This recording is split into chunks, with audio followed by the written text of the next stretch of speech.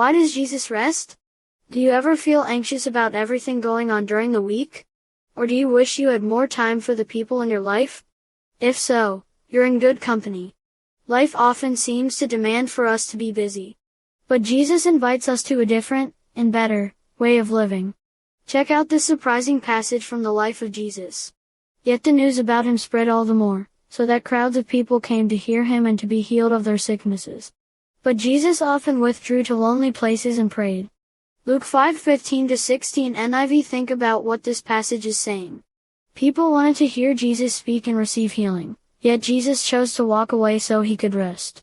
When he sacrificed productivity and opportunities to help others in order to rest, it was a good thing. Why?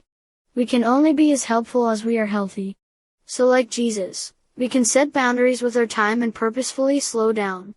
All humans need rest, and because Jesus was fully God and fully man while on earth, that limitation was true of him, too. Rest is also worship. The Bible begins with an account of God creating the world. The story uses a 7-day structure to describe God's work. On the 6th day God created people, but the 7th day was a day of rest. Why is that important? Because humanity's first full day on earth was a day of rest, not work. Throughout the Bible, the 7th day of the week is called the Sabbath. On that day, people are invited to worship by not doing work. But how is this worship? It's easy to forget this basic spiritual truth. God is in control, we're not. When we forget, we tend to try to control our lives through work. We begin obsessing over our to-do list and worry about falling behind.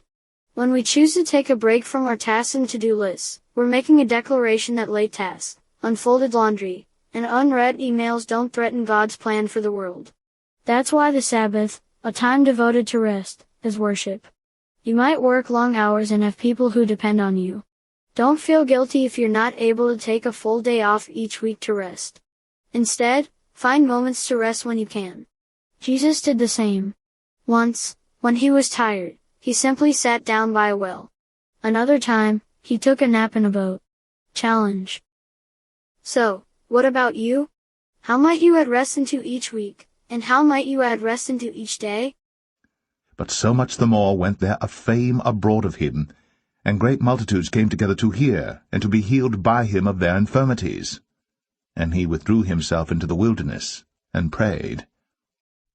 Thus the heavens and the earth were finished, and all the host of them.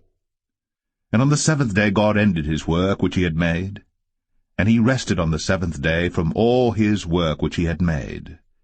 And God blessed the 7th day, and sanctified it, because that in it he had rested from all his work which God created and made. Now Jacob's well was there. Jesus therefore, being wearied with his journey, sat thus on the well, and it was about the 6th hour.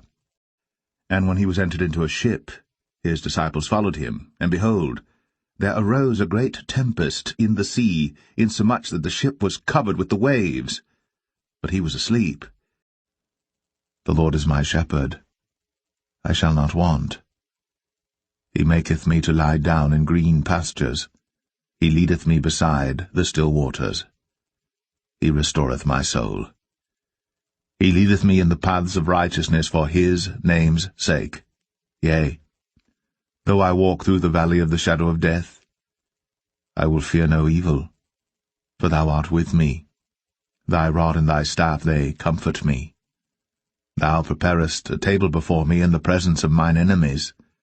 Thou anointest my head with oil. My cup runneth over.